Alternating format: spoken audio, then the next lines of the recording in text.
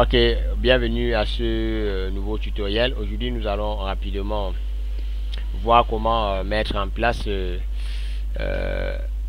WordPress et l'installation, la configuration de WordPress et comment lancer son site web rapidement. Voilà. Déjà, c'est quoi WordPress? C'est un Content Management System. Donc, pour ceux qui veulent bien comprendre davantage, qui voudraient comprendre davantage sur WordPress, c'est quoi WordPress? Il faut aller lire sur le site officiel de WordPress.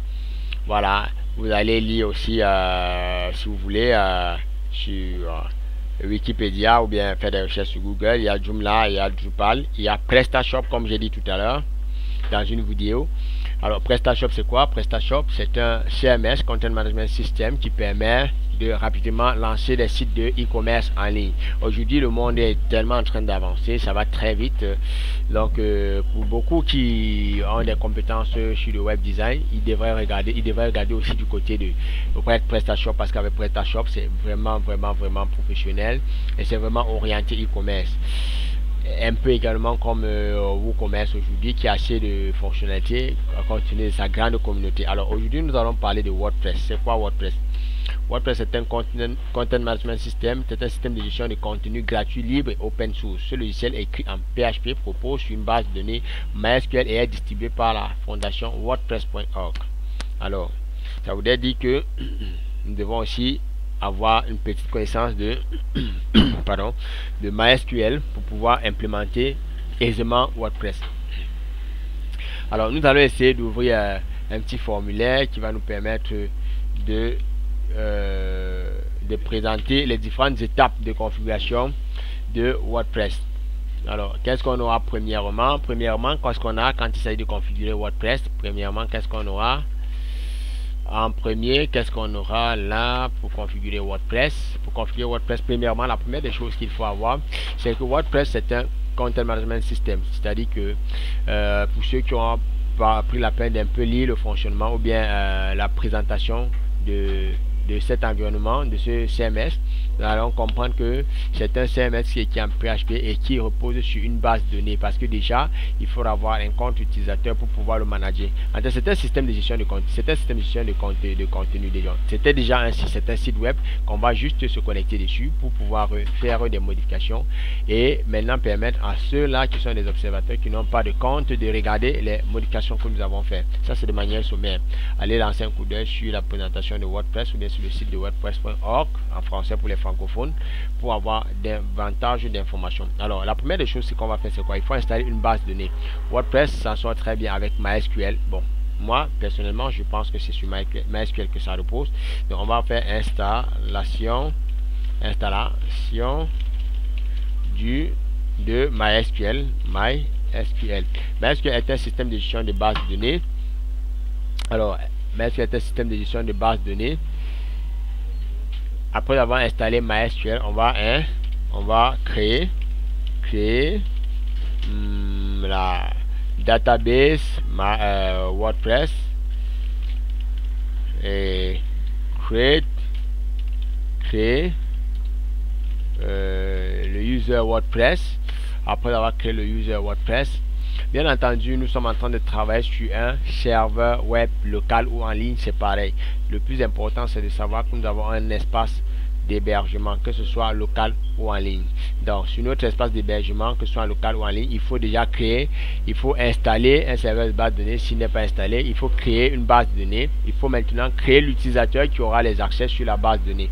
Une fois l'utilisateur créé, nous pourrons maintenant télécharger WordPress de la version qui va nous intéresser et la langue qui va également nous intéresser. Nous allons ensuite décompresser. On va télécharger WordPress, on va décompresser créer user. Quatrièmement, on va télécharger WordPress et enfin qu'est-ce qu'on va faire enfin on va décompresser WordPress dans notre répertoire web. Voilà. Après, qu'est-ce qu'on va faire? En 6, qu'est-ce qu'on va faire? On va lancer l'installation de WordPress.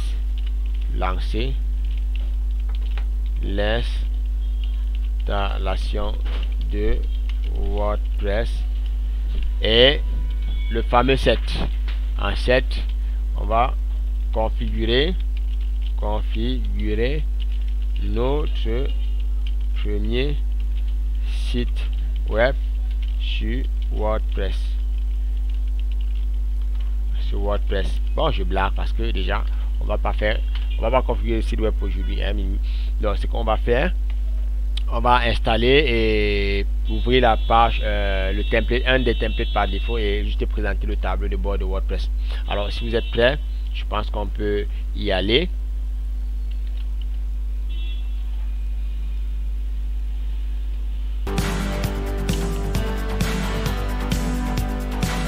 Ok, nous allons rapidement sur notre navigateur, nous allons taper WordPress download. On va aller sur wordpress.org ou bien fr, on a fr, ou bien on peut aller sur fr.wordpress.org. Très bien, on a aussi ça. Donc on a le choix entre télécharger sur wordpress.org ou bien aller sur fr.wordpress.org, obtenir WordPress. Oui, là sur le site web on a pensé, on a thème, on a extension actualité support. Alors ce qui va nous intéresser peut-être plus tard sont les extensions, d'accord, et peut-être aussi avant cela on pourra parler des thèmes. C'est quoi un template, d'accord. Obtenir déjà WordPress, c'est la première des choses. Donc on va lancer le téléchargement de WordPress ici. Voilà, on a le téléchargement.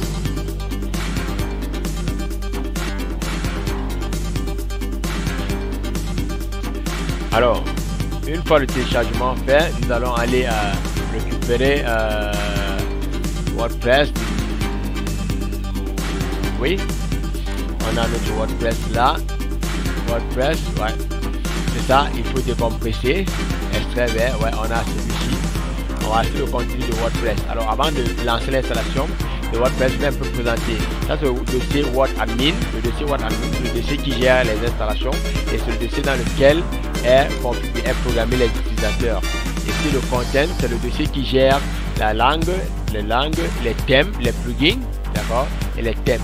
Les plugins sont les extensions qu'on va ajouter à WordPress pour pouvoir lui donner beaucoup plus de fonctionnalités, le rendre beaucoup plus dynamique et beaucoup plus intéressant en fonction des thèmes qu'on aura choisi. Et maintenant, les fameux thèmes, c'est la deuxième chose qu'il faut gérer une fois qu'on a installé WordPress. Alors de manière manuelle, une fois qu'on a décompressé WordPress comme ici dans notre répertoire web, on peut télécharger un thème, on vient le décompresser ici là, et directement là c'est le contenu du thème, et on pourra percevoir le thème en question directement dans le tableau de bord de WordPress. Donc là par défaut on a les 3 thèmes qui sont là. Si on veut les supprimer, on peut laisser l'un d'entre eux, bien on peut supprimer les 3. Ce sera plus difficile, mais il faut toujours démarrer avec les thèmes par défaut. Une fois qu'on a démarré, c'est à ce moment là qu'on pourra venir pour changer les thèmes ou bien supprimer et installer d'autres. Voilà. Là, c'est pour le dossier content. Le dossier inclut le dossier qui contient bien des éléments externes au site web, comme des images, des photos et bien d'autres éléments. Bon, je n'ai pas vraiment le prime abord une bonne connaissance de la puissance des fichiers de WordPress. J'essaie de présenter ce que j'ai un peu compris. Et c'est ici, là, c'est dans ce dossier-ci qu'on fait la petite magie où on change en fait la présentation du code, l'interface déjà de WordPress. Si vous voulez changer le copyright et tout ça. Peut-être vous devez apprendre à gérer ce fichier dans ce dossier, mais c'est beaucoup plus dans le content ou au niveau des thèmes qu'on peut beaucoup modifier l'interface de son application web ou bien de son site web. Voilà. Donc, ceci étant dit, nous allons copier le contenu de notre site web. Que voici WordPress. On va venir le coller là dans ZAM htdoc. Très bien. Voilà. Désormais, on a notre WordPress là. Très bien. Bon, on a allé de 3 on va revenir à 2. Il était question donc pour nous d'installer déjà la base de données. La base de données, pour installer une base de données, il faut ouvrir phpMadmin. Déjà, il faut démarrer ZAM, l'application ZAM, que voilà. ZAM Control Panel, non, ZAM Control Panel. Voilà, on a démarré ZAM, on démarre Apache, on démarre MySQL. Alors, là on vient donc ici, on va ouvrir localhost 408 php my admin pour manager MySQL. Alors on est dans PHP admin, ça se connecte automatiquement parce que ici là le route n'a pas de password. D'accord. Donc nous allons créer une nouvelle base de données. Là simplement on va appeler cette base de données là Garcial et nous allons la créer. On va également créer un utilisateur. On clique sur la base de données, on va aller créer un utilisateur. Au niveau des privilèges, on va créer un nouvel utilisateur, ajouter un compte utilisateur. Tous les utilisateurs, non utilisateurs, c'est une valeur. On va l'appeler Garcial. Garcial utilisateur, non d'autre. On va laisser à local. D'accord. On ne pas faire de problème. Mot de passe, on va entrer un mot de passe assez simple, mais on vous recommande d'entrer un mot de passe assez fort. Voilà, c'est un mot de passe fort, c'est pas compliqué. C'est bon, merci. Générer un mot de passe, ça c'est si vous ne voulez pas taper un mot de passe par vous-même. Créer une base portant son nom et donner à cet utilisateur tous les privilèges sur cette base. Alors, ça veut dire qu'on peut créer directement un utilisateur en créant une base de données comme ce qu'on a fait précédemment. Quand on crée la base de données avant, on crée l'utilisateur et ensuite on crée la base de données qui va être gérée par cet utilisateur-là. Accorder tous les privilèges à un nom passe-partout utilisateur. Donner tous les privilèges sur la base de données de Garcial. Parfait. Tout cocher. Ici, sélectionner en fait tous les accès ou bien les privilèges que l'utilisateur pourrait avoir sur la base de données Garcial parce que la base de données est choisie, bien entendu. Vous savez, la base de données est déjà choisie avant de créer l'utilisateur. Voilà, on met donc exécuter. Voilà, on a le script. Jamais pas un script. Voilà le script qui est exécuté. En d'autres termes, si on veut utiliser la console, je vais taper ce script-ci. Je vais faire create user Garcial. Localhost identifier via MySQL native password using, on met pas le mot de passe, c'est crypté.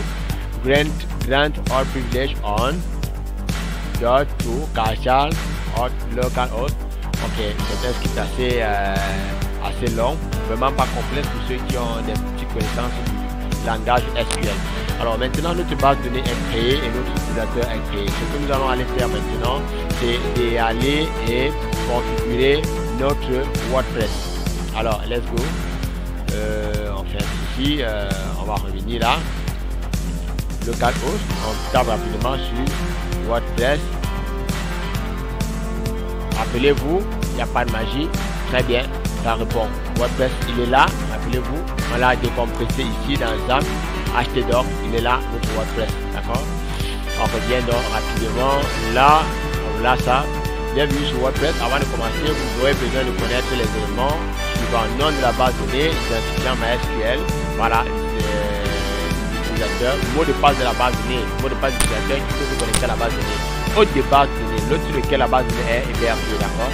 Donc il ne faut pas travailler ici comme un étudiant. Il faut appeler un peu à sa culture parce que déjà la base de données peut être hébergée ailleurs. Le site ou bien l'application peut être hébergée sur un serveur et la base de données hébergée ailleurs.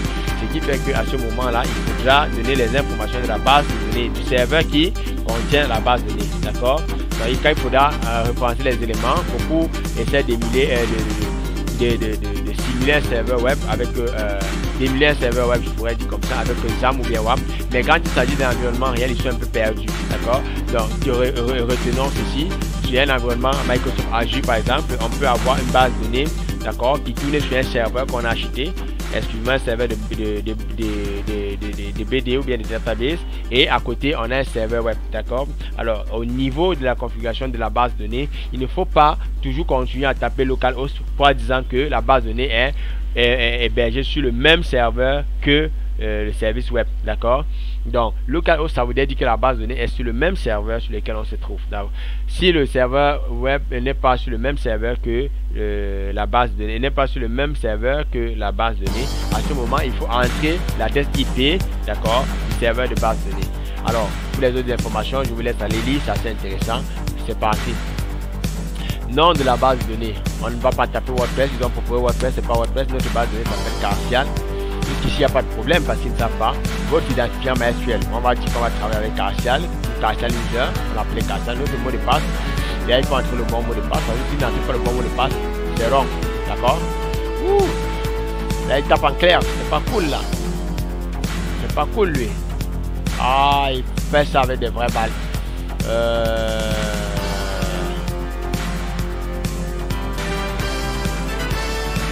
Donc, voilà ce qu'on a. Il manque plus qu'à avoir le mot de passe et d'envoyer. Ok. Ok, très bien. Si tout se passe bien, on doit voir ça. C'est parfait. Vous avez passé la première partie de l'installation. WordPress peut désormais communiquer avec votre base de données. Préparez-vous. Il est maintenant temps de lancer l'installation.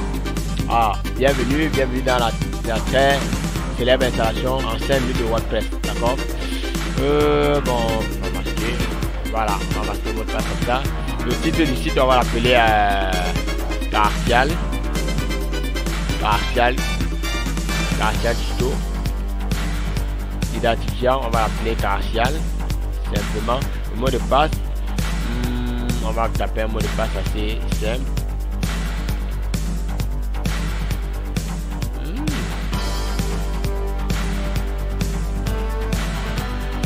Confirmer l'utilisation du mot de passe step. Je confirme. Votre email, parfois il dérange avec ça. Bon, on va taper exemple test.com. Bon, on va taper n'importe quoi. On va taper Partial. Le domaine qui gagne. Visibilité, demander OK. Installer WordPress. Si tout se passe bien, on aura notre site installé. Très bien. Quel succès, WordPress installé, merci et profitez bien. Identifiant Partial, mot de passe que vous avez saisi. Se connecter rapidement. Alors on va aller rapidement pour présenter un peu le tableau de bord, d'accord, de WordPress. Dans notre identifiant, c'est ça, c'est Partial. Et le mot de passe. Le mot de passe c'est ici. Te souvenir de moi si tu veux. En français ou en anglais. Allez sur Partial tuto. Cool. On lance rapidement, on est sur Partial tuto. On va pas entrer le mot de passe. Très bien, félicitations à nous. Nous sommes désormais sur le tableau de bord de WordPress. Il y a des mises à jour. Voici donc la zone des menus. On va appeler comme ceci. Voici l'environnement, comme on appelle comment, la zone de travail. Donc aujourd'hui, on va juste, on va ignorer ceci. Aujourd'hui, on va pas créer des pages. Il était question de présenter l'installation de WordPress. On l'a fait. On va essayer de voir comment ça se présente. Allez sur le site, ouvrir un nouvel onglet, aller sur le site et changer juste un thème. Bonjour tout le monde, d'accord. Voilà, c'est ça qu'il fallait faire. C'était simple comme bonjour. On va peut-être demander d'aller chercher un thème un peu plus intéressant. Apparence, thème. Alors, ici au niveau des articles, on va un peu présenter le tableau de bord. C'est ici qu'on rédige des articles. Ajouter, si on va ajouter des éléments, des fichiers, des images, donc on va avoir notre tutoriel qui va nous présenter réellement comment est-ce que on monte un site web avec le WordPress du début jusqu'à la fin. Donc une fois le site web, le CMS installé, comment est-ce qu'on peut choisir un thème et monter un site web rapidement en 1 heure de temps. D'accord, c'est ce qu'on verra dans la prochaine vidéo en ce qui concerne WordPress. Donc on peut également avoir des médias pour ajouter des éléments médias. On peut avoir des commentaires, on peut avoir des apparences. Donc ce que nous allons dire, on peut gérer les apparences. Ce que nous allons dire, c'est que WordPress c'est un CMS, c'est bien, mais il y a un inconvénient majeur, c'est que vous ne pourrez exactement pas avoir ce que vous aurez envie d'avoir quand il s'agit d'une application bien définie. Il y a tellement d'applications, de fonctionnalités, des plugins et des thèmes travaillés par des experts, par des gars très compétents. Donc n'allez pas réinventer la roue, n'allons pas réinventer la roue, disons ce qui est là. Mais il y aura une certaine difficulté parce que c'est une voiture déjà construite qu'on prend pour modifier. Donc du coup, on ne peut pas décider de quitter du pick-up ou bien à un grimier, on ne peut pas décider de quitter d'un grimier semi-remorque par exemple pour obtenir un car. On va devoir adapter. Il faut bien connaître des thèmes, il faut bien gérer, maîtriser la gestion des apparences pour pouvoir avoir à peu près approximativement ce qu'on voudrait avoir comme site web ou bien comme application web. Au niveau des comptes, c'est ça. On a plusieurs outils que je ne peux pas vous présenter ici. Apparence. On va aller au niveau des thèmes. Ici, on peut ajouter un thème. Il y a quelques thèmes là qui étaient très intéressants. On va parler de qui ici là, on est connecté à Internet, donc c'est facile d'avoir les thèmes. Ok. Astra, on peut installer le thème Astra. Voilà. Il y a aussi une possibilité, comme je disais, de pouvoir télécharger un thème en offline, en externe, et de le passer dans le dossier et de le passer directement dans ce dossier-ci pendant qu'il est en train de s'installer dans le dossier de WordPress que voici, content, wcontent, thème, d'accord. Astra en train de s'installer, vous voyez Astra en train de s'installer, directement son dossier est créé. Donc c'est possible de copier, de télécharger un plugin et de venir le coller ici directement, il sera visible également là. Voilà, c'est Astra installé. Alors pour mettre en avant un thème, d'accord, celui-ci ne vous plaît pas, on peut choisir Astra, on active d'abord le thème comme ceci, avant maintenant d'aller le modifier, d'accord. Voilà, parmi nos thèmes, on a Astra, il faut activer ça, c'est Astra qui est activé, voilà. Maintenant, pour le personnaliser, on peut déjà actualiser ici pour voir les modifications pour apporter Astra. Donc ça c'est le thème Astra de manière native. Ici, on peut personnaliser Astra, on va le faire rapidement en 5 minutes, on va un peu voir comment changer quelques petits éléments. Alors, thème global, ici là, la photographie, il y a tellement d'éléments qu'il faut modifier. Voilà. Donc c'est un peu ça, la police, le bloc, les menus, widget. Rendez-vous dans une prochaine vidéo pour voir comment gérer les thèmes et ajouter des CSS additionnels. Donc très content d'avoir partagé cette expérience avec vous et nous osons vous retrouver la prochaine fois. N'hésitez pas à n'oubliez pas de vous abonner à notre chaîne ou bien de liker comme on dit souvent, je sais pas pourquoi. Voilà. Bonsoir et à la prochaine.